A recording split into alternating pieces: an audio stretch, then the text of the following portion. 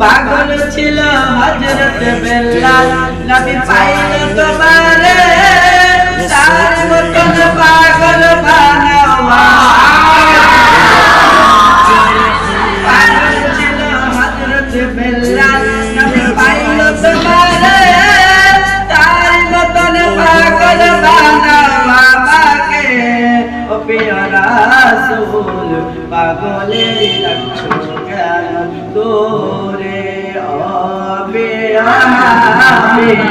পাগলের রাখছো কেন তোরে কুরুনি নবী পাইল তোমারে তার মতন পাগল বানাও আমাকে